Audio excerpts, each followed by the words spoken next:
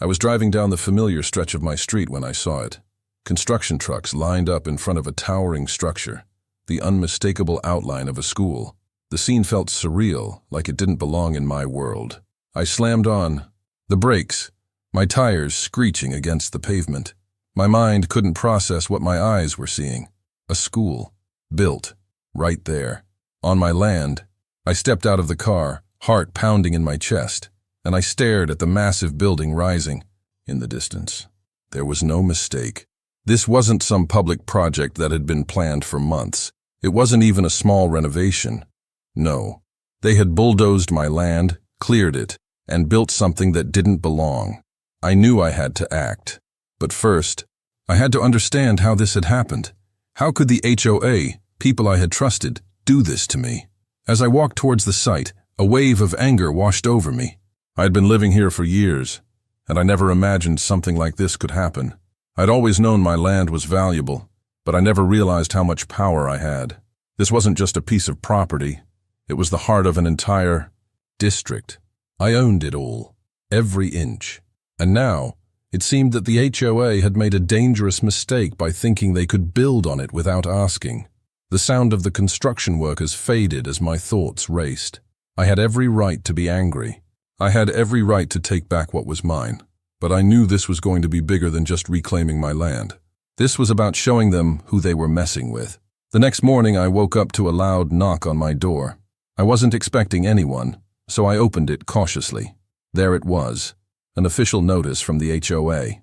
The paper was crisp, the ink bold, as if they were trying to assert their power over me. I read the words in disbelief. The notice stated that the HOA had moved forward with building a new school on the land I owned. Not a word of permission had been asked, not even a conversation. Stood frozen for a moment, the paper trembling in my hand. The audacity. How could they do this without even consulting me? I immediately grabbed my phone, calling the HOA office. The line clicked, and after a few rings, a voice answered. "Hello? This is Karen from the HOA. How can I help you?" "I'm looking at your notice," I said, trying to keep my voice steady. "You've built a school on my land. How is this possible? Why wasn't I informed?" "Oh, we sent out notices, sir," she replied dismissively. "Everything was cleared with the city. You should have received the paperwork. I'm sure there's been some misunderstanding." A rush of frustration surged through me. "A misunderstanding?" I repeated, my voice rising. "I'm the owner of that land, and no one asked me for permission. This isn't a misunderstanding. This is theft. I'm sorry you feel that way, but there's nothing we can do.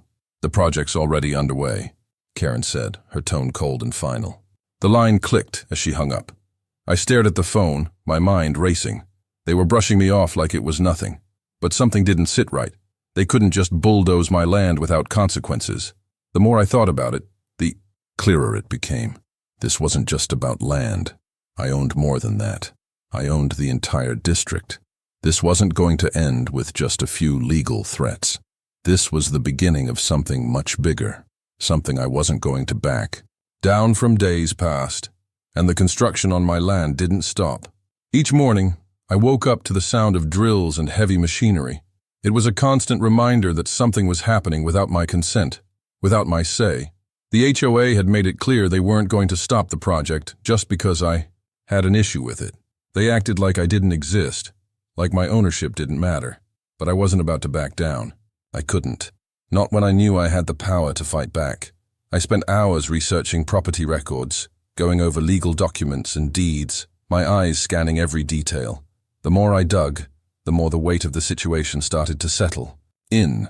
The land I thought I owned was only a small part of a much larger picture. I had acquired several parcels over the years, not just the land where the school was being built. I had grown accustomed to my property, but never before had I understood the full scope of it. There were districts, entire plots of land that stretched far beyond what I had imagined. This wasn't just about a piece of land. It was about a whole system. I owned the entire district, the school, the town hall, the streets, everything. I paused when the realization hit me. The power I had wasn't just in owning land. It was in the control I held over the entire community. The school that the HOA had so carelessly built on my property was just the tip of the iceberg. This wasn't a simple mistake. It was a deliberate act of disrespect. The HOA had crossed a line, and now I was going to make them pay. I called a lawyer that afternoon, a friend of a friend who had handled property disputes. I needed legal advice, but I also needed to know what my next move should be. He picked up on the first ring. "Hey, what's going on?"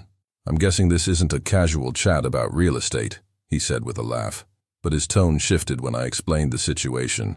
"You're not kidding," he said after I finished. "They built a school on your property? That's big. You know you could have them removed, right? You own that land, and you own everything around it." I hadn't even realized just how much I owned. Not until now. I could almost feel my heart beat faster as I started to plan my next steps. This wasn't just about stopping construction. This was about taking control back. I needed to make the HOA understand that I wasn't someone they could push around. I wasn't just some landowner. They had underestimated me, and that was going to be their mistake. As I sat there, flipping through deed after deed, the puzzle pieces started to fall into place. I could feel the weight of the situation, the gravity of what was about to happen. The school, the district, the entire town, they were all part of a system I controlled. It wasn't just my property anymore. It was mine to defend. I knew this fight wasn't going to be easy, but it was one I was prepared for. I sat back in my chair, staring at the documents in front of me. The resolve I had been searching for finally settled in. The HOA had no idea who they were messing with, and soon they would learn. The meeting was set for the following Thursday. The HOA board had scheduled a community discussion to address the issue of the school on my land. I wasn't surprised. They had probably hoped I would quietly let it go, accept the inevitability of the project. They had underestimated me. I arrived early, the weight of my resolve growing heavier with each passing minute. I had to make them see who they were dealing with. The room was full of familiar faces, all of them looking far too comfortable as they took their seats around a long conference table. At the front of the room, Karen, the HOA president, sat with her usual air of arrogance. She barely glanced up as I walked in, as if I were just another troublesome resident to deal with. But today was different. Today I wasn't just a resident. I was someone with real power, someone who was about to remind them of that. I took my seat at the table, my eyes fixed on Karen. I could see the faintest smirk playing on her lips, as if she thought this meeting was a formality, a form of control they had already won. "Mr. Carter," she said, her voice sweet but condescending, "I trust you've had time to reconsider your position on the school. I hope we can come to a reasonable solution here." I took a deep breath and opened the folder in front of me. The documents I had gathered over the past few days were now stacked neatly in front of me, ready to be laid out before them. The first document I pulled out was the deed to the land where the school stood, but I didn't stop there. One by one, I laid down more deeds, each one detailing more land, more control, more power, each one tying me to the district in a way they couldn't have imagined. Karen shifted in her seat, her confident smile beginning to fade as she noticed the weight of the documents piling up in front of her. "What is this?" she asked, her voice betraying a hint of nervousness. "This," I said, tapping the stack of papers, "is my land. All of it. The school, the district, the town. Every single inch." I paused, letting the silence fill the room. "You thought this was just about a single piece of property, didn't you? But you've made a mistake. I'm not just the owner of the land you've built the school on. I own the entire district, the whole damn thing." The room fell silent. I could see the shock in their eyes, the realization that they had miscalculated every step. Karen's face went pale, and the board members around her exchanged uneasy glances. This was no longer just a dispute over a school. It was a full-blown confrontation, and I had just revealed the truth they had no way of stopping. "You can't just," Karen stammered, her confidence crumbling. This is impossible. You're telling me you own all of this. That's not how it works. You can't just control everything." "Oh, I can," I said, my voice firm, "because I do. You've made a serious mistake thinking you could bulldoze my land and get away with it. This isn't just about a school being built on a piece of property. This is about everything you've tried to take from me, from my community, from the people who live here." I stood up then, not out of anger, but out of necessity. The board's arrogance had reached its limit. They needed to understand that their power had always been an illusion. "You've done a lot of things behind closed doors, haven't you?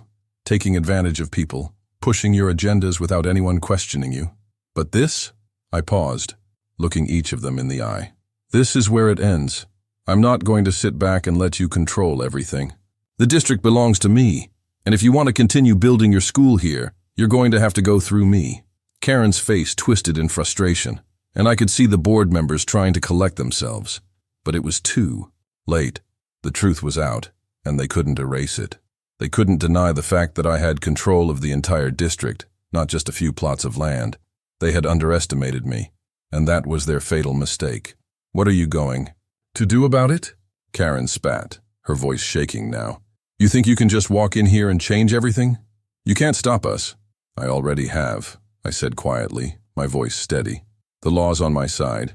The land's in my name. And now I'll make sure it stays that way. You'll be lucky if you're still in charge of anything by the end of this.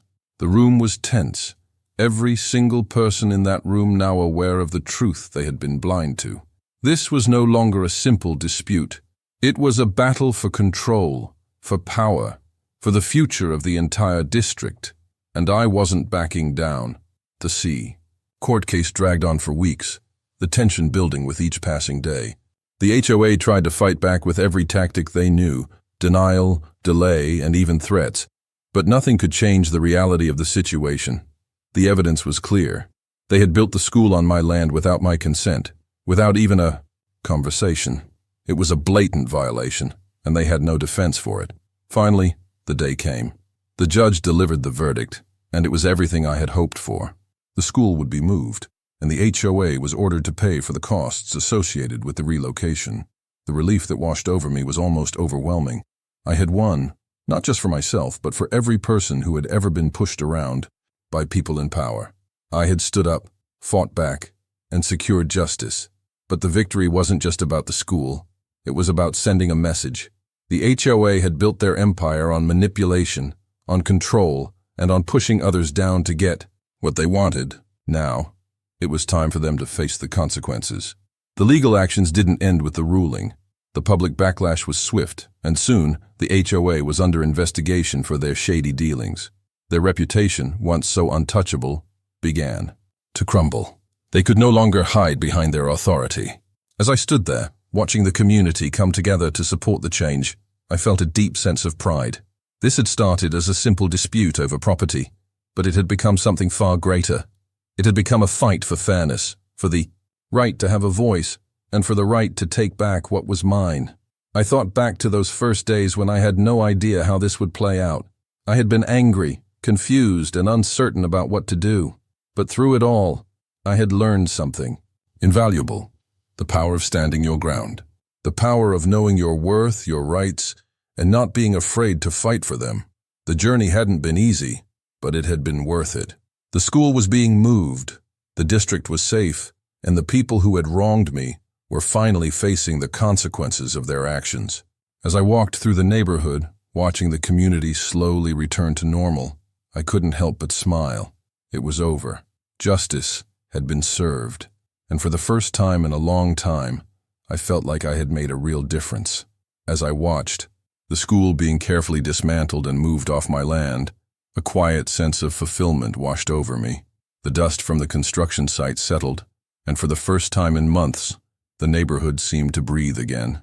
The sound of the bulldozers, which had once filled the air with tension and anxiety, was now replaced by the hum of new beginnings.